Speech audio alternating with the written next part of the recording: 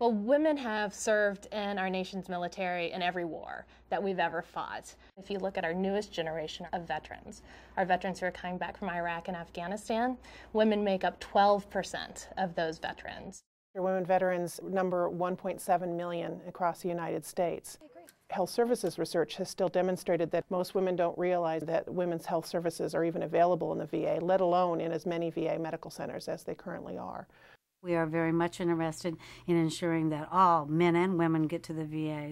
We want you to come. We want to address your needs. The changes have been fairly dramatic in the last decade. Over 2/3 of the VA medical centers actually have women's clinics that serve them either in terms of basic gynecologic services or preventive services, all the way up to being comprehensive, separate women's primary care clinics that deliver a whole scope of services.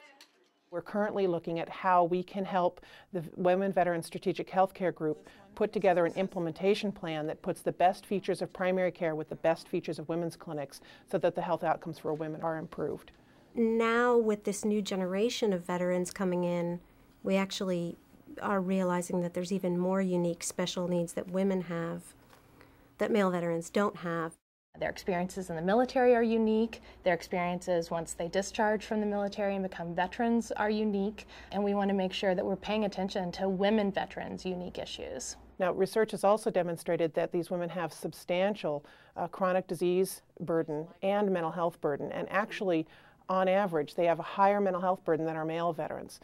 VA has many research programs tailored specifically to women. We have very active studies in PTSD, military sexual trauma, diabetes care improvement. We have studies of the chronic and mental health disease burden among women veterans. A lot of the study of women veterans really focused on PTSD. So the prolonged exposure study was a very large study across many VAs with many women veterans volunteering to be a part of that study.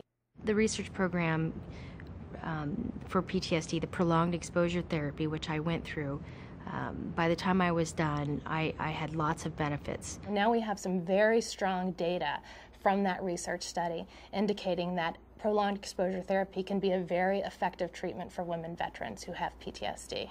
I'm really thankful for the opportunity to have been able to participate in the research. To be able to see in 10 short years the transformation from no women's health research being funded to funding millions of dollars of research in this area, having active partnerships with the Women Veterans Health Strategic Healthcare Group, with the Center for Women Veterans, with veteran service organizations now, and having this free flow right to clinical managers, right to healthcare providers has been just tremendously gratifying.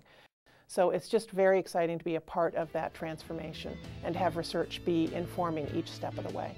If you're a veteran, I would strongly suggest getting involved in research, not only because veterans are characteristically about helping each other, but because you have the opportunity to benefit from it yourself.